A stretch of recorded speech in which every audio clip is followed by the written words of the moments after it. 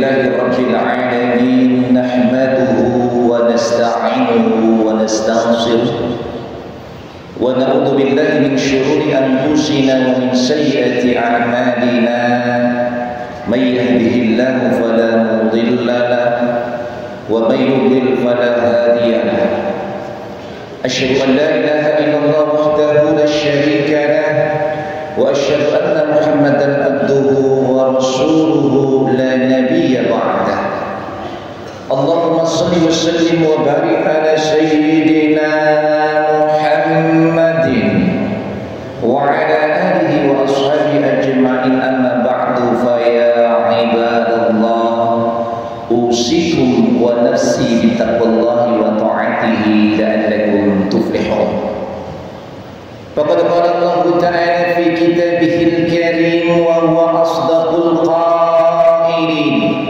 أعوذ بالله من الشيطان الرجيم بسم الله الرحمن الرحيم يا أيها الذين آمنوا اتقوا الله حق تقاته ولا تموتن إلا وأنتم مسلمون وقال أيضا يا أيها الذين آمنوا اتقوا الله ولتنظر نفس ما قدمت لغد واتقوا الله إن الله خبير بما تعملون وقال رسول الله صلى الله عليه وسلم اتق الله حيثما كنت وأتبع سيئة الحسنة تمحوها وخالق الناس بخلق الحسن صدق الله وصدق رسوله النبي الحبيب الكريم ونحن على ذلك من الشاهدين والشاكرين والحمد لله رب العالمين.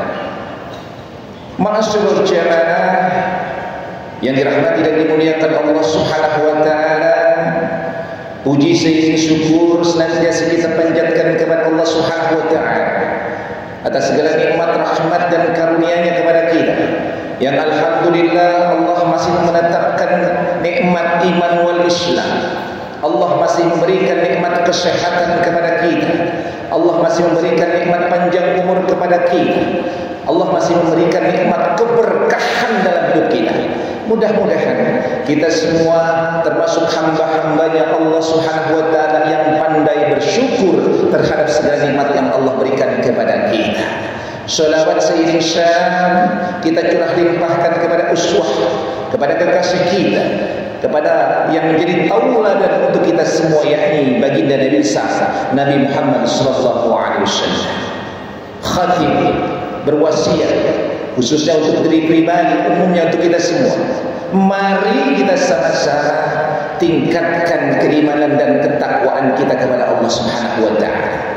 Takwa dalam arti yang sebenar-sebenarnya, yakni kita upayakan dengan semaksimal mungkin apa yang dengan kekuatan kita laksanakan segala perintah Allah dan kita jauh segala apa yang dilarang oleh Allah Subhanahu wa taala.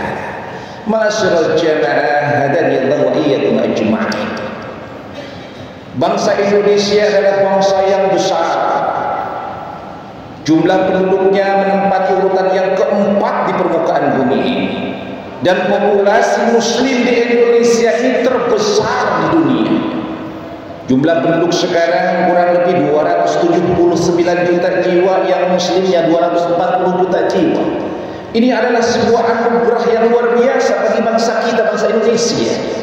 Oleh karenanya sudah sepatut dan selayaknya kita memaksimalkan potensi yang diberikan Allah kepada kita. Bangsa kita ini makin ke depan bukanlah makin mudah. Khususnya untuk umat Islam, kita menghadapi berbagai macam tantangan, baik dalam diri kita, dalam bangsa kita, maupun tantangan yang global. Banyak hal, banyak fitnah yang siap menerjang kita, yang berusaha membelokkan kita dari jalan Allah Subhanahu wa taala. Oleh karenanya kita perlu kekuatan, kita perlu tameng dalam menghadapi hidup dan kehidupan ini. Janganlah bangga karena kita jumlah banyak.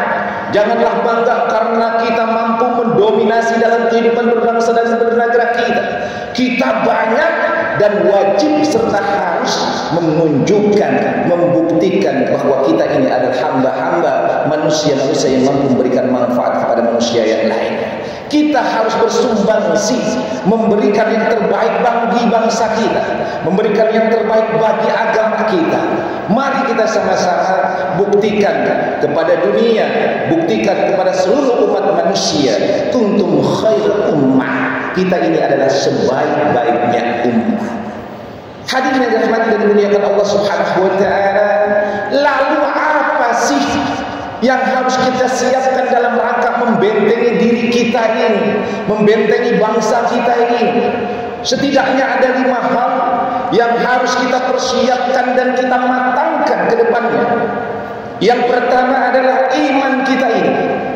Iman kita ini harus benar-benar semakin mantap, karena tantangan dengan iman ini sangat luar biasa. Sekarang mungkin kita alhamdulillah termasuk orang-orang yang diberikan anugerah oleh Allah Subhanahu wa taala, tergetar hatinya untuk melaksanakan salat Jumat. Tapi banyak saudara-saudara kita di luar sana yang agamanya Islam, ketika diundang untuk melaksanakan salat Jumat, meneng-meneng baik. Tidak peduli dia, tidak merasa berdosa dia meninggalkan salat Jumat. Oleh karenanya yuk kita sama-sama kokohkan dan kuatkan iman kita, keyakinan kita, sampai kapanpun, sampai ajal menempuh kita, sampai malaikat Jibril mencabut nyawa kita, jangan sampai iman kita tergadai dengan apapun. Hadirin yang dirahmati dan dimuliakan Allah Subhanahu wa taala. Lalu yang kedua yang harus kita laksanakan adalah perbanyak amal ibadah dalam hidup kita ini. Ibadah ritual, tingkatkan kuantitas dan kualitasnya.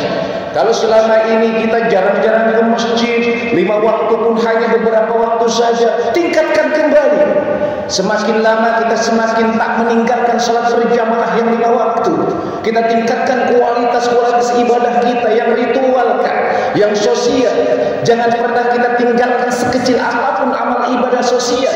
Apabila ada orang saudara kita, sesama muslim yang membutuhkan bantuan, kita tengok ke sebelah kita, tetangga yang sebelah, apakah sebelah kita ini sudah makan anak-anaknya? Kita lihat tetangga yang sebelah kita, apakah saudara-saudara kita ini dalam kekurangan dan kemiskinan? Jangan pernah sekali-kali sia-siakan amal sekecil apapun, karena amal itu akan merupakan sesuatu yang berharga bagi kita di hadapan Allah Subhanahu wa taala. Sekecil apapun amal yang kita lakukan, maka itu akan menjadi sebab kita mencapai ridhonya Allah Subhanahu wa taala. Beramallah kita sesuai dengan kapasitas kemampuan kita. Kita diberikan Allah rezeki sedikit, jangan lupa berbagi dengan orang lain. Kita diberikan rezeki yang banyak, bangun yayasan pantun piatu, bangun rumah-rumah jompo, bangun lembaga-lembaga tahfiz Al-Quran, bangun masjid, karena ini merupakan amal jariah bagi kita.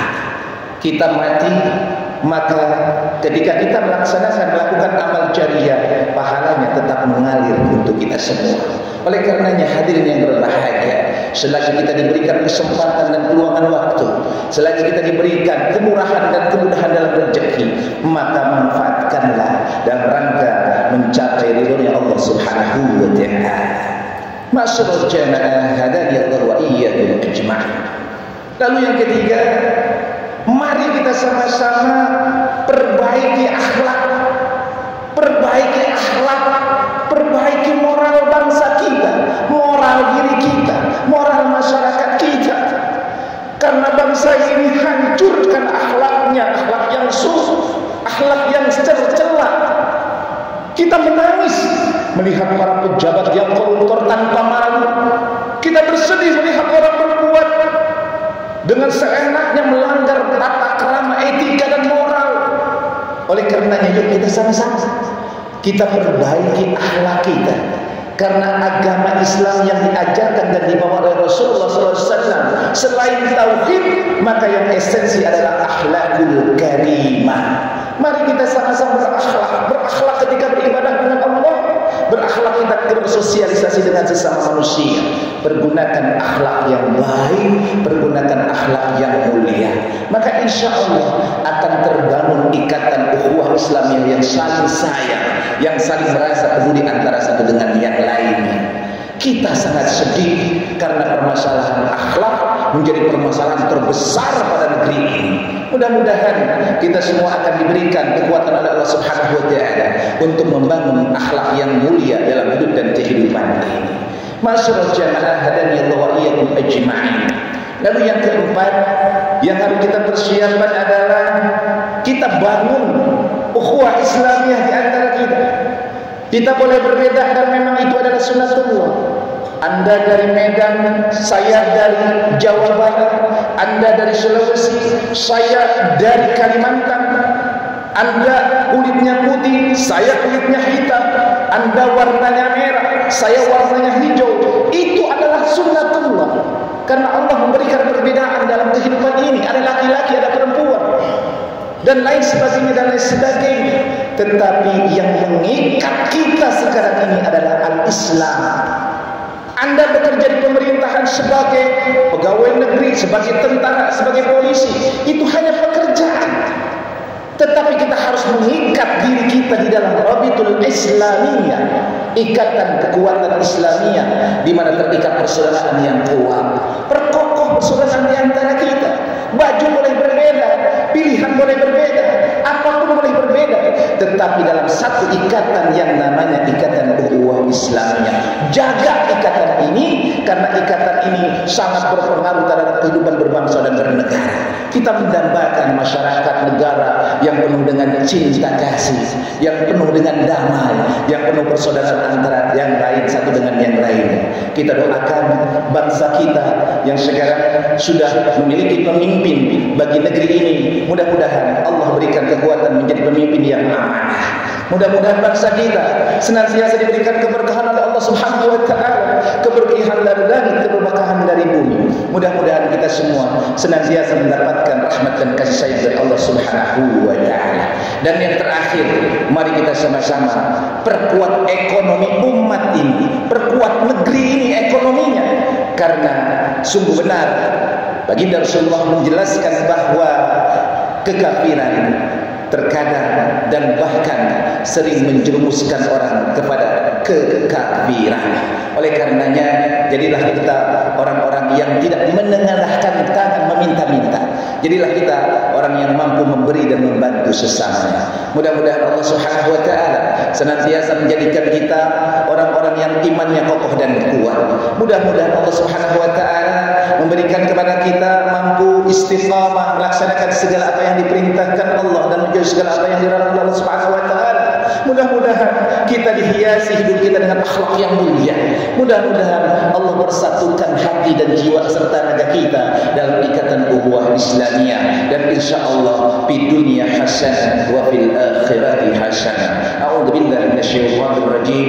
Bismillahirrahmanirrahim. Wal 'ashr innal insana lafi khusr illa alladziina aamanu wa 'amilus shalihaati wa tawassaw bil haqqi wa tawassaw bis sabr. Barakallahu li wa lakum bil Qur'anil 'azim wa nafa'ni wa iyyakum bima fihi minal ayati wa dzikril hakim wa taqabbalallahu minni wa minkum tilawatahu innahu huwal ghafurur rahim.